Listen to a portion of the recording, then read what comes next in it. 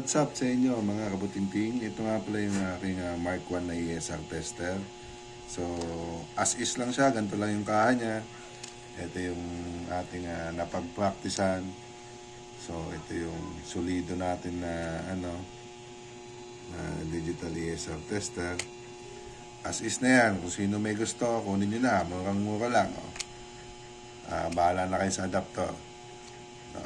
So, subukan natin, no? So, meron tayo dito,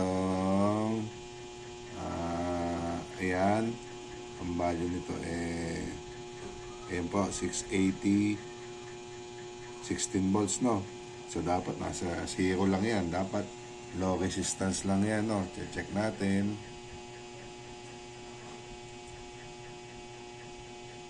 Yun yung value niya. Nasa 4 ohms na. So, wala na, bagsak na to. Taas na ng resistance niya, no? Kasi ano na rin siya, bloated na rin, no? So, mag-testing pa tayo. Ito naman ay 1,000 microfarad. So, dapat nasa low resistance din to, no? So, check natin yung value. Ang value lumabas 2 ohms, no?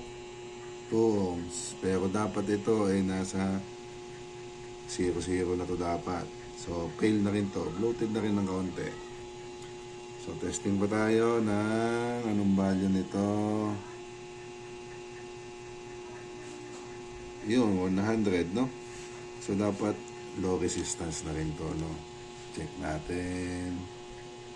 Nako po, bagsak na. 6 ohms na, oh. 6 ohms na yan. So, bagsak na rin to, no? May bloated na rin ng kaunti, no? Ayan. So, testing pa tayo sa circuit naman. Yung circuit, no?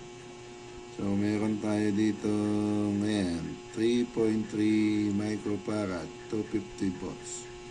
So, medyo high resistance to. Pero, mga ganito kasi, 3 ohms, ganyan, 4 ohms, ganyan. Ayan, 2.5, okay pa yan. Kasi mga high voltage tapos low microfarad pa yan. So, itong isa naman, 2 ohms, okay pa yan. Ito yan, ha? Ayan yun, value, no? So, okay na okay siya, goods na goods. Tingnan natin pagkano. Ayan, 2,200. Dapat 0 ohms yan, no? Yung mga ganyan, low resistance. Yun, no? Low resistance siya, nag-negative pa nga. Ayan yan, no? Isa pa, testing pa tayo ng, ano ba ito? Ayan, 470. Low resistance din yan. Ayun, no? Diba? Pasadong-pasado, goods na goods itong ating Mark 1, no? ESR tester. Kunin nyo na, ganyan lang yan. Walang casing, no? Yan, nakatornilyo lang siya. Ganito lang. Yan, na yung mga. Yan, ganyan lang siya, yan. Yan lang siya. Kunin nyo na. Baka kunin pa ng iba. Maraming salamat mga kabuting ting.